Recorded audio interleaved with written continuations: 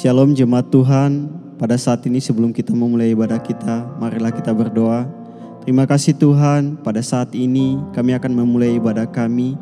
Kami berdoa, walaupun kami berbeda ruang dan waktu, tapi kami percaya Tuhan ada beserta dengan kami. Tuhan yang memberikan kemenangan dalam kehidupan kami, bahkan Tuhan yang memberikan kekuatan bagi kami.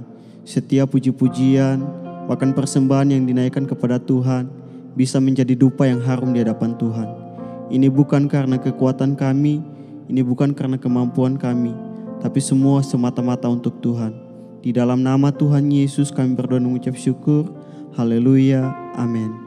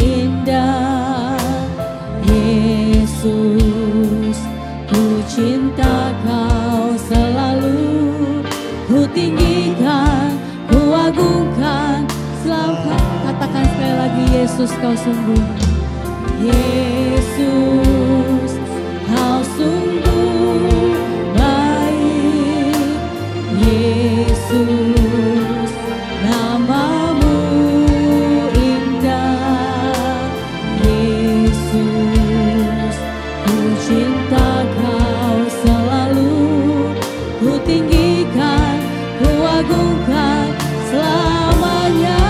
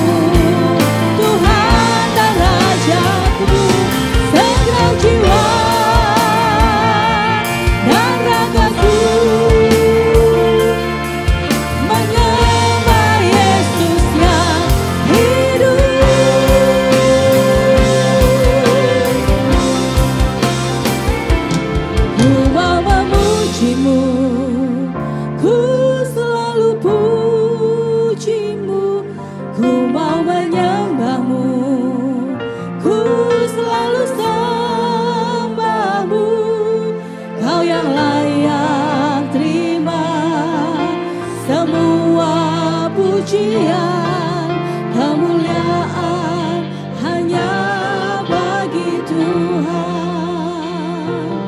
Ku mau memujimu, ku selalu pujimu, ku mau menyembahmu, ku selalu sembahmu. Kau yang layak terima semua pujian, kemuliaan hanya bagi Tuhan. Haleluya, mari kita sembah Dia. Haleluya, haleluya.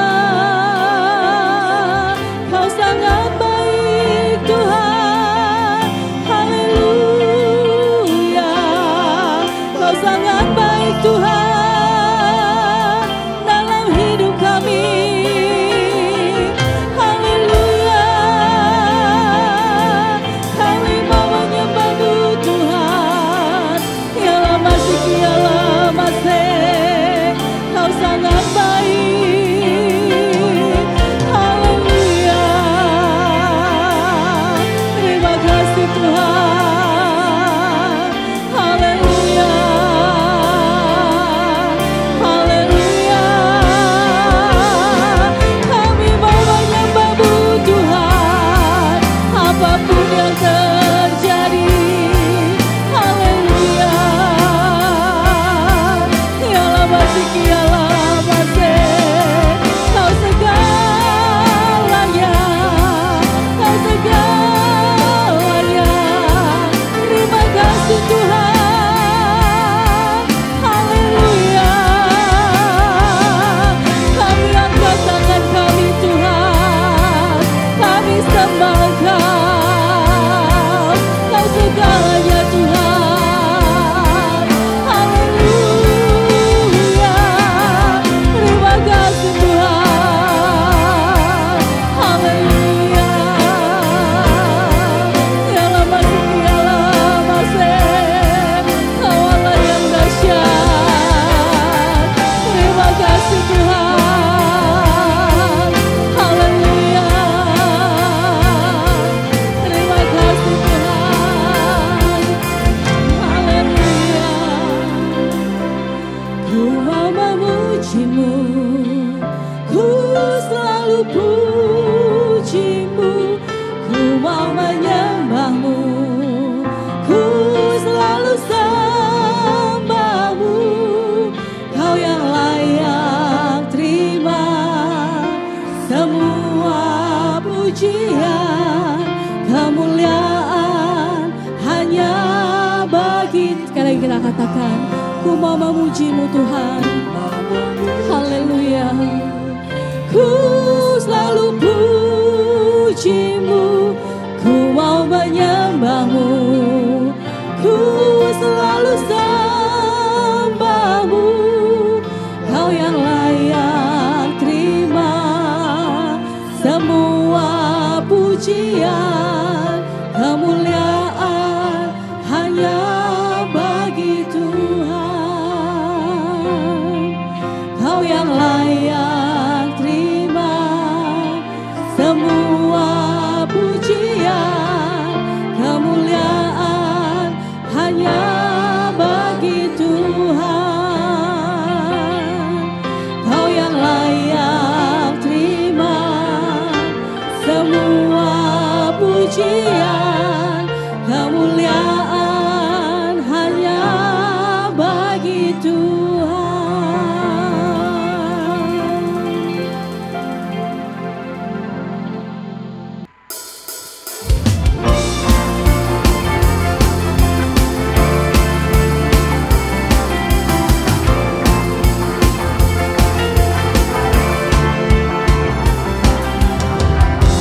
Yesus, Kau kekuatan di hidupku,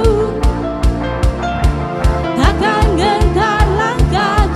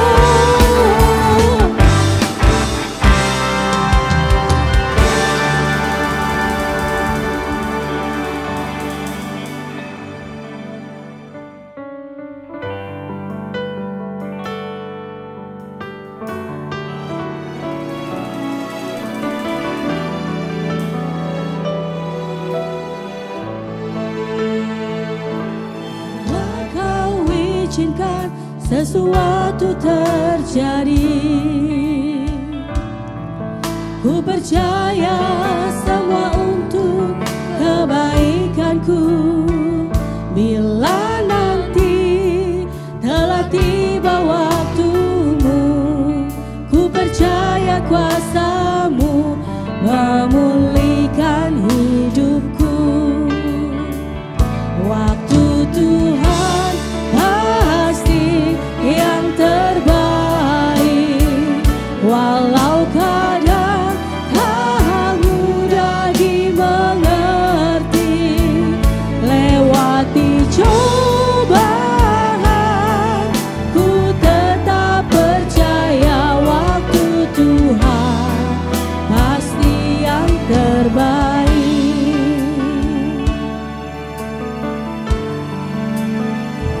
Bila Kau izinkan sesuatu terjadi, ku percaya semua untuk kebaikan-Mu. Bila nanti telah tiba waktumu, ku percaya kuasa-Mu memulihkan hidupku. Waktu Tuhan pasti yang terbaik, walau kadang tak mudah dimengerti. Lewati cobaan, ku tetap percaya waktu Tuhan pasti. Kita katakan dengan iman, waktu Tuhan, waktu Tuhan pasti yang terbaik, walau kadang tak mudah dimengerti. Lewati cobaan, ku tetap percaya waktu Tuhan pasti. Katakan sekali lagi dengan iman, waktu Tuhan, waktu Tuhan pasti yang terbaik, walau kadang tak mudah dimengerti. Lewati cobaan, ku tetap percaya waktu Tuhan pasti yang terbaik. Lewati cobaan, ku tetap percaya waktu Tuhan pasti yang terbaik. Lewati cobaan, ku tetap percaya waktu Tuhan pasti yang terbaik.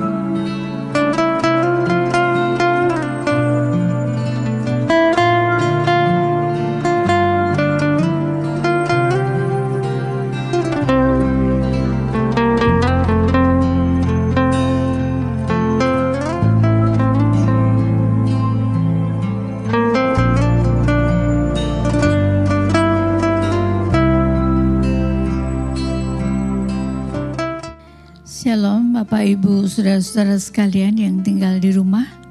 Puji Tuhan kalau pada hari ini kita bisa bersama-sama ibadah meskipun online, saudara di rumah, saya di gereja. Tetapi semua saya merasa bahwa itu adalah kebaikan Tuhan yang tidak ada batasnya buat saya dan saudara. Mari sebelum kita mulai ibadah kita sama-sama berdoa. Tuhan Bapa kami yang bertahta dalam kerajaan surga, saya merasakan Tuhan kuasa Allah turun atas kami semua. Engkaulah penghibur kami, Engkaulah pertolongan kami, Engkaulah kuat dan kuasa kami Tuhan.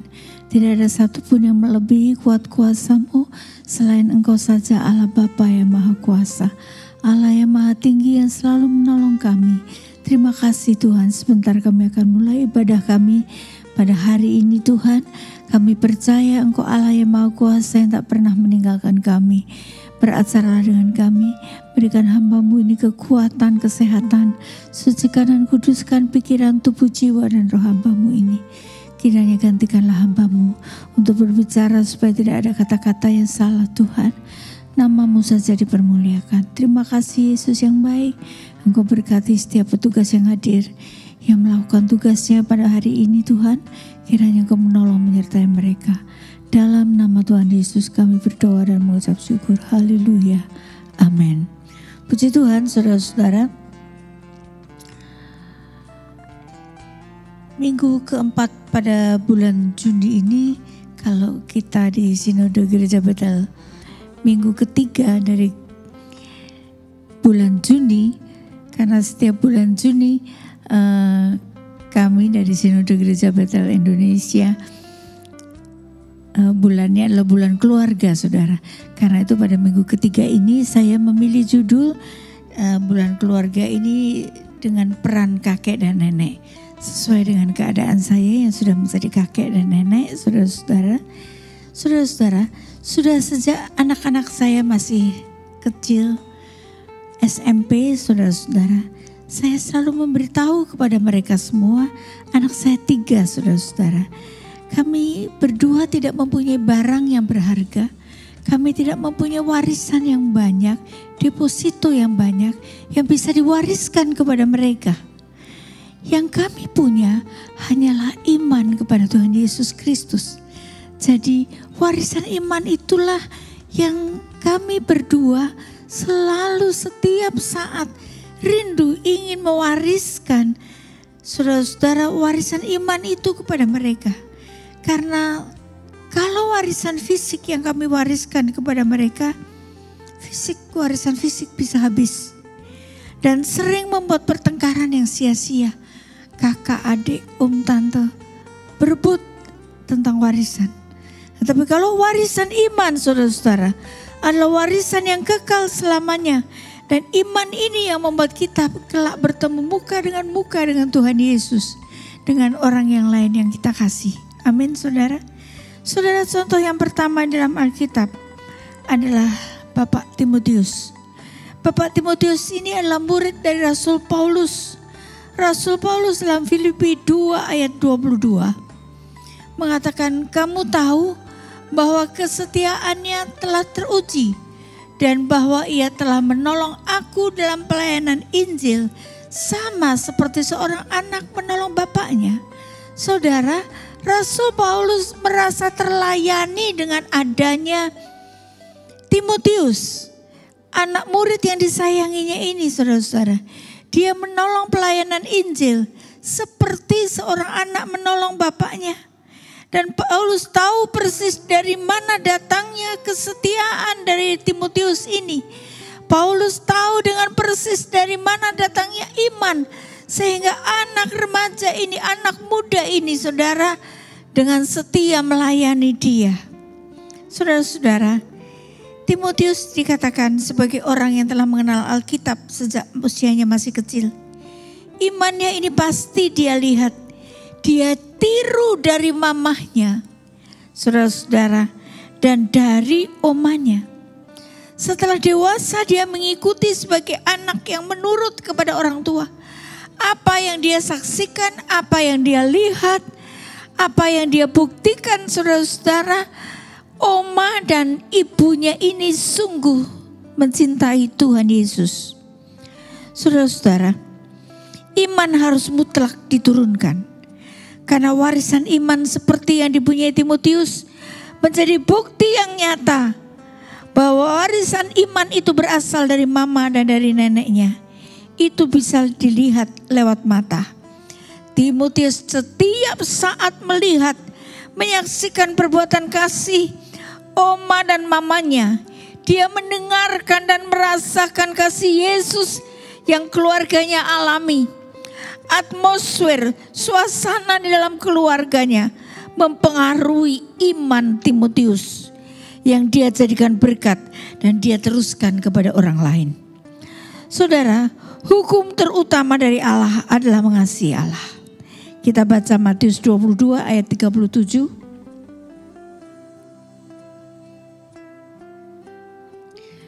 Jawab Yesus kepadanya, kasihilah Tuhan Allahmu dengan segenap hatimu dan dengan segenap jiwamu dan dengan segenap akal budimu. Itulah hukum yang terutama dan yang pertama. Dan hukum yang kedua yang sama dengan itu ialah kasihilah sesamamu manusia seperti dirimu sendiri. Hukum yang pertama dan yang terutama dalam hidup kita, saya dan saudara, adalah mengasihi Tuhan Allah kita. Setelah itu hukum kedua adalah mengasihi sesamamu manusia seperti dirimu sendiri. Saudara, ini adalah disebut dengan Great Commission. Kalau ada kasih yang dari Tuhan Yesus, pasti saudara-saudara Great Commitment akan segera bisa dilaksanakan. Menyebarkan kasih saudara-saudara kepada semua orang dan Injil Tuhan akan tersebar kemana-mana. Ini nenek dan kakek harus memberi contoh dalam hidup sehari-hari. Oma dan opa harus memberikan contoh teladan sehari-hari kepada anak-anak dan kepada cucu-cucunya. Mereka harus melihat, mendengar dan merasakan kasih kakek nenek kepada Tuhan Yesus yang mengalir kepada anak-anak dan kemudian kepada cucu-cucu. Apa sesungguhnya tujuan keluarga? Saudara-saudara, Allah memilih kita mempunyai anak dan cucu. Anak saya 3, mantu saya 3, cucu saya 7, saudara. Jadi cukup ramai kalau berkumpul bersama-sama, saudara-saudara. Saya berpikir-pikir apa tujuannya. Saya diberikan anak 3, diberikan cucu 7, banyak sekali saudara. Jadi kalau berkumpul itu di rumah atau di rumah mereka, itu sangat riuh rendah sekali suasananya. Saudara-saudara,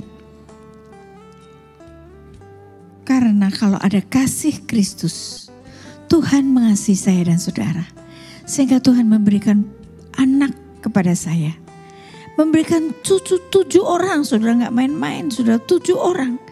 Karena kalau ada kasih Yesus yang dari Tuhan Yesus, pasti Injil Tuhan akan dengan mudah dikabarkan, akan dapat dilaksanakan, menyebarkan kasih kepada semua orang, dan Injil Tuhan akan tersebar kemana-mana.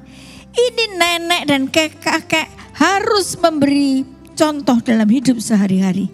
Mereka harus melihat, anak cucu mantu harus melihat, mendengar dan merasakan kasih kakek dan nenek ini buat Tuhan Yesus yang akan mengalir tiada berhentinya Tuhan, saudara-saudara, kepada anak-anak dan kepada cucu-cucu. Sesungguhnya apa tujuan keluarga? Allah memilih kita semua saudara-saudara yang terutama pasti untuk mengasihi Tuhan Allah. Mencintai Allah adalah keharusan yang terutama dan pertama, yang terpenting, seperti tertulis dalam Ulangan pasal 6 ayat 5-6. Ulangan pasal 6 ayat 5-6. Kasihilah Tuhan Allahmu dengan segenap hatimu, dengan segenap jiwamu dan dengan segenap kekuatanmu.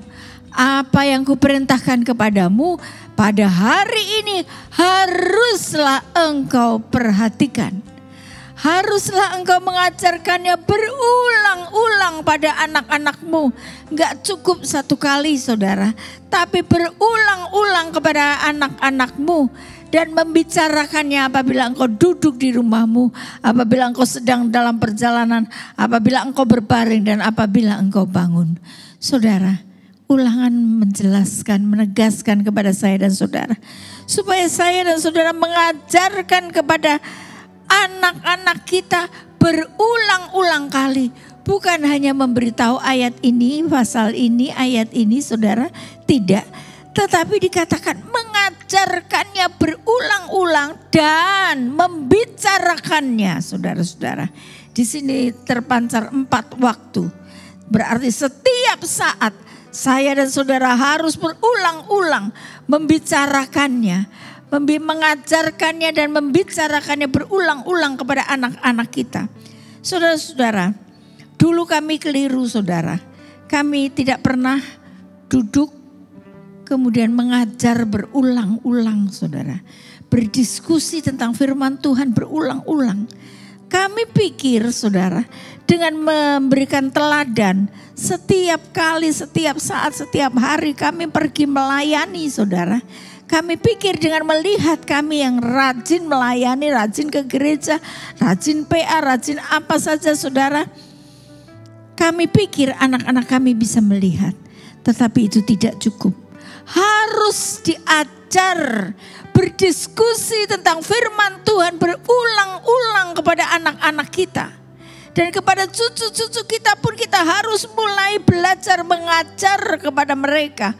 Membicarakannya kepada mereka setiap saat. Saudara-saudara, apa yang kukatakan hari ini haruslah kau perhatikan. Artinya kasih Allah ini harus diteruskan ke anak dan cucu kita.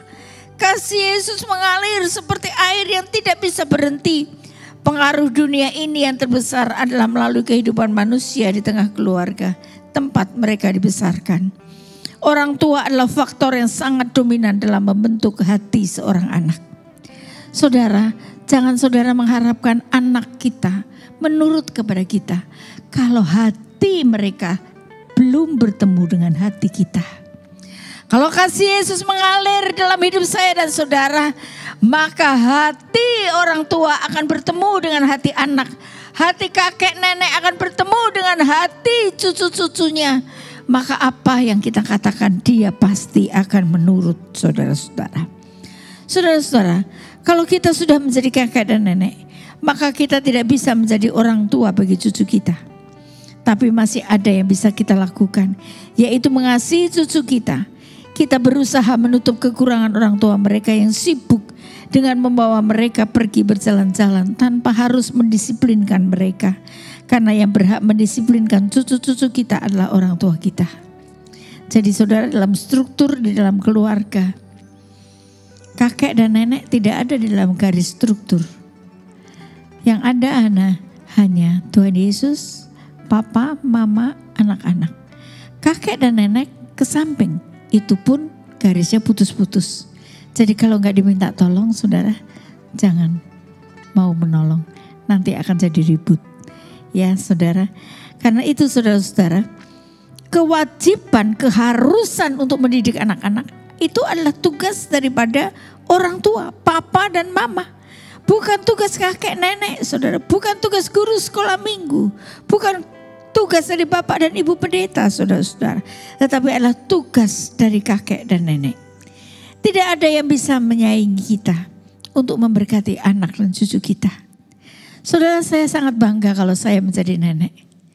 Karena saya dapat memberkati mereka. Saya dapat mengasihi mereka, saudara-saudara. Saya dapat memberikan sesuatu yang mereka inginkan dengan sukacita, dengan senang hati, saudara-saudara. Saudara-saudara, meskipun kita tidak menjadi orang tua bagi cucu kita, kita sekali lagi saya katakan kita masih bisa mengasihi cucu-cucu kita. Kita berusaha menutup kekurangan orang tua mereka yang sibuk dengan membawa mereka pergi berjalan-jalan, saudara-saudara, memberikan sesuatu yang mereka inginkan yang dengan orang tua tidak boleh mungkin atau mungkin keuangannya belum cukup, saudara-saudara. Ya, kita berusaha untuk menutup kekurangan orang tua dengan memberikan sesuatu yang mereka inginkan. Saudara, membangun kelompok keluarga multi generasi tidaklah mudah. Karena mungkin kita dulu pernah bersalah mendidik anak. Seperti tadi saya sudah mengaku, saya salah, kurang tepat mendidik anak-anak.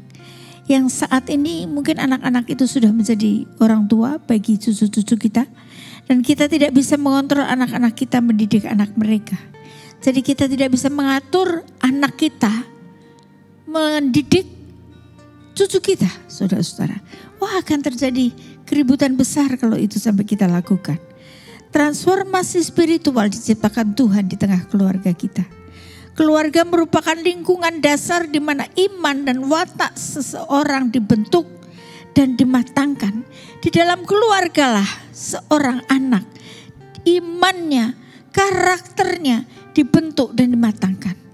Allah membentuk keluarga untuk dapat saling mengasihi dan saling menolong. Kakek nenek wajib hanya melihat saja anak yang sudah tumbuh dewasa bersama keluarga mereka. Kakek dan nenek mengawasi kalau mereka minta tolong bila ada kesulitan dan membantu membantu anak-anak menemukan Kristus bersama-sama, bertumbuh di dalam Yesus Kristus dan bisa hidup bersama memuliakan Allah dalam hidup mereka. Saudara, kakek nenek sifatnya hanya membantu saja, mengawasi, membantu kalau mereka minta tolong bila ada kesulitan, membantu cucu-cucu bertemu dengan Tuhan Yesus, saudara-saudara. Pertanyaannya, mengapa kita memerlukan warisan iman ke anak-anak? Mengapa warisan iman itu perlu diturunkan kepada generasi selanjutnya, saudara-saudara, ke anak-anak dan cucu? Karena yang pertama, menjadi living witness, saksi yang hidup. Timotius adalah saksi yang hidup bagi orang segenerasinya. Warisan bukan semata-mata untuk kepentingan diri sendiri, melainkan menjadi saksi, menjadi berkat bagi orang lain, bagi generasi selanjutnya. Dan inilah yang membuat orang tua dan kakek nenek menjadi puas dan lega. Melihat cucu-cucu kita menjadi berkat bagi orang lain, melihat anak dan cucu kita bisa membagikan berkat kepada orang lain. Itulah yang menjadi kebanggaan seorang kakek dan nenek, saudara. Yang kedua, mencapai finish line. Tantangan, masalah, pergumulan yang ada dalam hidup sehari-hari. Lebih-lebih pada wabah virus corona ini, saudara, membuat orang menjadi putus asa, menyerah dan mundur, dan kemudian meninggalkan Tuhan. Banyak orang putus asa, tidak bisa bekerja. Baru sekarang ini PSBB ditransisikan, saudara, bisa sedikit bekerja, ada pemasukan sedikit. Sebelumnya sama sekali tidak ada pemasukan, saudara. Dan keadaan ekonomi menjadi kacau dan goncang, saudara.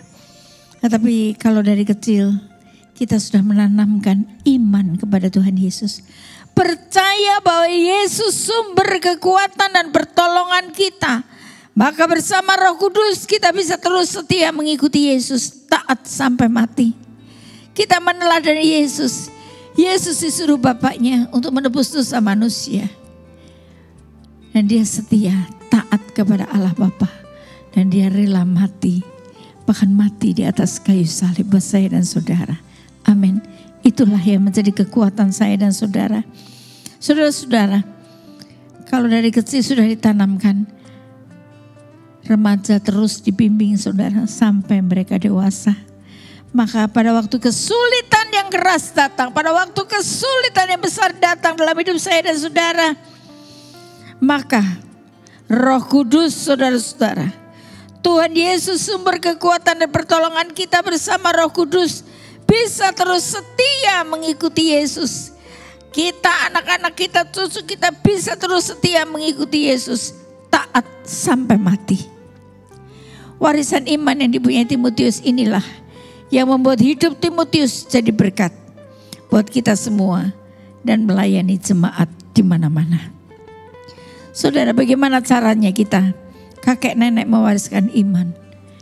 Cara mewariskan iman kakek nenek kepada cucu-cucu, kepada anak-anak dan kepada cucu-cucu kita, saudara, tidak ada lain. Yang pertama adalah mengajarkan firman Tuhan dari mereka sejak masih kecil. Memberi cerita tentang Alkitab, mengajak tanya jawab.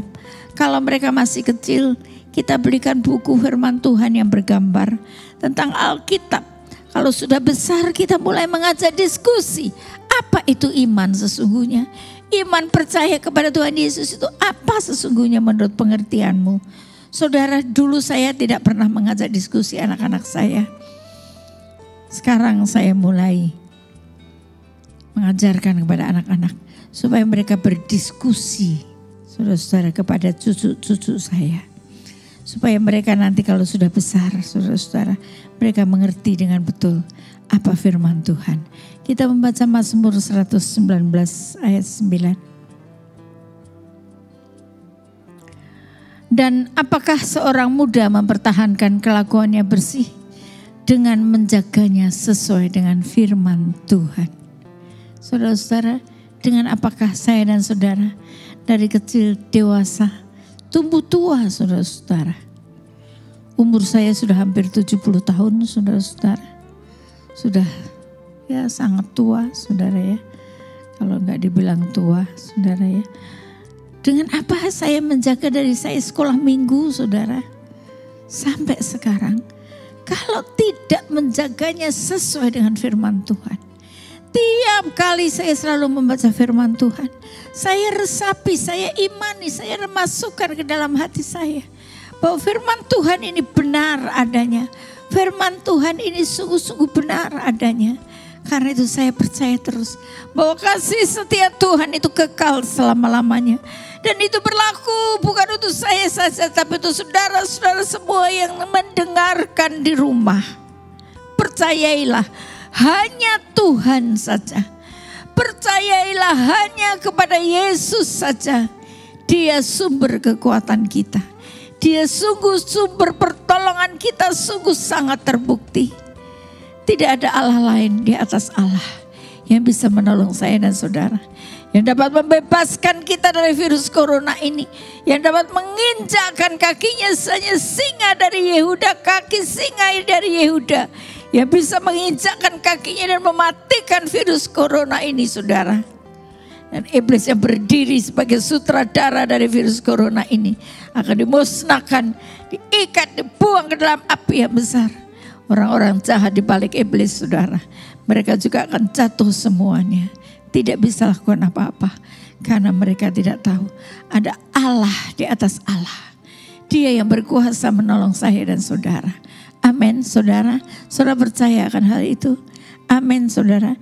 Dalam Titus 2, yang kedua yang harus dilakukan, saudara, selain membaca firman Tuhan, yang kedua, Titus 2 ayat 2. Laki-laki yang tua hendaklah hidup sederhana, terhormat, bijaksana, sehat dalam iman, dalam kasih dan dalam ketekunan.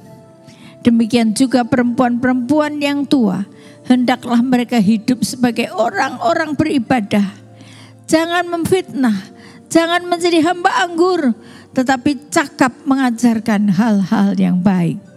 Dan dengan demikian mendidik perempuan-perempuan muda, mengasihi suami dan anak-anaknya, hidup bijaksana, suci, rajin mengatur rumah tangganya, baik hati dan taat kepada suaminya, agar firman Allah jangan dihujat orang. Yang kedua, saudara, tidak ada cara selain memberikan teladan kepada yang muda. Contoh iman kepada anak-anak, contoh iman kepada cucu-cucu, saudara-saudara. Hal-hal yang diajarkan kepada anak-anak harus dihidupi, dihayati setiap hari oleh nenek, oleh kakek, oleh papa dan mama. Dilakukan dulu oleh orang tua hingga anak-anak melihat firman Tuhan yang dihidupi dalam kehidupan orang tua mereka. Bukan cuma berbicara saja. Cinta Tuhan, takut Tuhan. Ayo kalian harus takut Tuhan, kalian harus cinta Tuhan. Kalian harus ke gereja, tapi kitanya sendiri kelakuannya gak keruan, saudara. Jangan lakukan itu. Kita tidak akan pernah didengar. Kita tidak akan pernah ditiru oleh mereka, saudara. Karena mereka adalah melihat, saudara-saudara. Mereka melihat bahwa kelakuan orang tua atau kakek dan neneknya tidak sebanding dengan apa yang dikatakannya. Karena itu, saudara, mari pada hari ini, saudara, minggu yang ketiga dari bulan keluarga ini, sebagai kakek dan nenek, Kita memperbaiki hidup kita, memperbaiki kelakuan kita dengan memberi contoh teladan yang baik kepada mereka, supaya anak-anak kalau sudah dewasa bisa mengerti arti hidup berkeluarga. Saudara-saudara, apakah saya dan saudara sudah mewariskan hal-hal yang sangat penting ini kepada anak-anak dan cucu kita? Apakah ada warisan lain yang ingin kita wariskan? Tidak ada yang lebih penting warisan saudara selain warisan iman kepada anak-anak dan cucu-cucu kita saudara. Ini saatnya kita stay at home. Waktu yang banyak bisa kita pakai untuk wariskan iman kepada anak dan cucu kita. Mulai hari ini, saat ini, lakukanlah itu. Amin saudara. Saya percaya kalau saudara mulai belajar, yang dulu sudah biarkan lewat dulu. Yang sekarang kita menatap masa depan, memberi contoh firman Tuhan, membaca, mempelajari, berdiskusi tentang firman Tuhan, dan memberikan teladan firman Tuhan kepada anak dan cucu kita, saudara-saudara. Saya percaya Tuhan Yesus Allah yang Maha Kuasa, sehingga generasi 1000, generasi lebih generasi saudara, sampai 1000 generasi akan menjadi generasi yang menyenangkan hati Tuhan. Kiranya Tuhan dipermuliakan saudara. Mari kita akhiri ibadah kita pada hari ini dengan berdoa bersama-sama. Saudara yang ingin didoakan, saudara yang sedang sakit, saudara yang masih belum menerima Tuhan Yesus sebagai juru selamat, saudara yang sedang sedih hati dan putus asa, saudara boleh angkat tangan di rumah. Saya akan berdoa buat saudara. Tuhan Bapa kami yang bertahta dalam kerajaan surga, sungguh Engkau melihat tangan-tangan yang terangkat di rumah mereka masing-masing Tuhan. Tolonglah, hamba tidak tahu apa kebutuhan mereka. Mereka sedang mengalami kesulitan apakah Tuhan? Mereka sedang kesulitan ekonomi, mereka sedang kesulitan kesehatan, mereka sedang mengalami Tuhan masalah yang dalam hidup mereka. Tolong jamah mereka Tuhan, dalam nama Tuhan Yesus, jamah mereka Tuhan. Dalam nama Tuhan Yesus, yang sakit Engkau sembuhkan Tuhan. Oh, yang putus asa berikan pengharapan yang baru. Kuasa Allah turun atas mereka. Kami percaya Tuhan, kedaulatan-Mu nyata dalam hidup kami. Engkau menemboki kami Tuhan, sekeliling kami. Engkau mendirikan tembok mengelilingi kami Tuhan, sehingga tidak ada satu kuasa pun di luar Engkau yang sanggup menjamah dan mengganggu kami Tuhan. Karena Engkau adalah Allah yang Maha Kuasa, Allah yang Maha Baik, yang tak pernah meninggalkan kami. Terima kasih Tuhan Yesus yang baik. Sebentar kami akan akhiri ibadah kami pada hari ini Tuhan Yesus. Kiranya dengan segala kerendahan hati, hamba mohon curahkanlah berkat-Mu kepada kami semua. Saudara-saudaraku yang kekasih, angkatlah kedua tangan-Mu. Terimalah rahmat, berkat, anugerah yang berlimpah-limpah dari Allah Bapa. Persekutuan dan kasih sayang dari Tuhan Yesus yang tidak pernah berhenti dari sekarang hingga selama-lamanya, disertai dengan pertolongan, penghiburan, kekuatan dari Roh Kudus yang ada di dalam hidup kita ini, mulai hari ini sampai Tuhan Yesus datang kedua kali, bahkan sampai pada kekekalan. Siapa orang yang merasa diberkati sama-sama katakan amin.